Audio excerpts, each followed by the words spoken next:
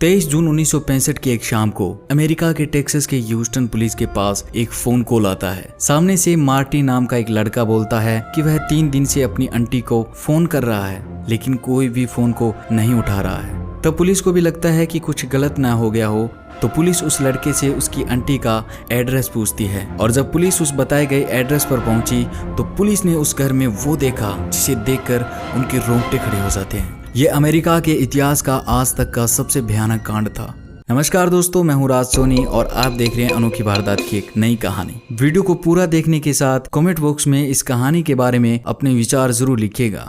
Fred Rogers और Edwina Rogers दोनों America के टेक्सास के ह्यूस्टन में रहा करते थे। उनके पास अपना एक पुराना घर था जिसमें वे दोनों रहा करते थे। फ्रेड रोजर्स और एडविना रोजर्स एक बुजुर्ग दंपति थे जिनके एक 42 साल का बेटा था जिसका नाम था चार्ल्स रोजर्स। चार्ल्स रोजर्स अपने माता पिता के साथ ही रहा करता था, लेकिन चार्ल्स ज्यादातर घर से गायब भी रहता था।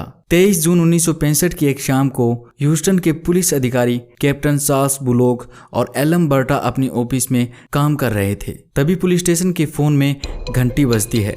तभी बुलोक फोन उठाता है तो सामने से बोल रहा था एडविना रोजर्स का भतीजा मार्टिन, जो कहता है कि 3 दिन से उसकी आंटी एडविना रोजर्स का कोई भी अता पता नहीं है और वो फोन भी नहीं उठा रही है। और इतना कहकर मार्टिन अपनी आंटी का एड्रेस पुलिस वाले को दे देता है। पुलिस को भी लगता है कि कुछ गलत ना हो गया हो।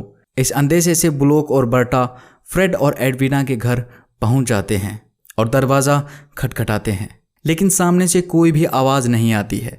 तो बुलोक घर के पीछे जाता है तो वह देखता है कि पीछे के दरवाजे के आगे बड़ा सा गमला रखा गया था, जिससे बुलोक को शक हो जाता है। तो बुलोक और बर्टा उस घर के दरवाजे को तोड़कर अंदर घुस जाते हैं। और जब वो दोनों अधिकारी घर के अंदर घुसे तो पूरे घर में सन्नाटा छाया हुआ था और अजीब सी बदबू आ रही थी। पुलिस आवाज लगाती है लेकिन कोई भी नहीं बोलता है। पुलिस इधर उधर चीजों को देखने लगती है। तभी बुलोक चीजों को देखता हुआ किचन में पहुंच जाता है जहां पर कुछ सामान बिखरा हुआ था। बुलोक के पास में ही खड़ा था बर्टा, जो बार बार इस घर में आ रही अजीब सी बदबू की बात कर रहा था। और अब बुलोक अचानक से फ्रिज के पास जाता है और जैसे ही बुलोक ने फ्रिज खोला वैसे ही बुलोक और बर्टा चौंक जाते हैं। दरअसल फ्रिज में पड़ा था इंसानी मांस, जिसके टुकड़े टुकड़े करके फ्रिज में जमा दिए गए थे और उसी फ्रिज के एक कोने में पड़ी थी इंसानी आंखें। तब वो दोनों पुलिसकर्मी अचानक से पीछे हट जाते हैं, लेकिन जब इन्होंने पास में पड़े डस्टबिन को संभाला तो इन ऑफिसर के पैरों के नीचे से जमीन खिसक जाती है। वो सामने देखते हैं कि 2 इंसानी सिर उस डस्टबिन में पड़े थे जो किसी बुजुर्ग दंपति के लग रहे थे। और जब इस पूरे घर की तलाशी ली गई तो पता चला कि ये फ्रेड रोजर्स और एडविना रोजर्स के सिर थे, जिनके कुछ टुकड़े फ्रिज में जमा दिए गए थे।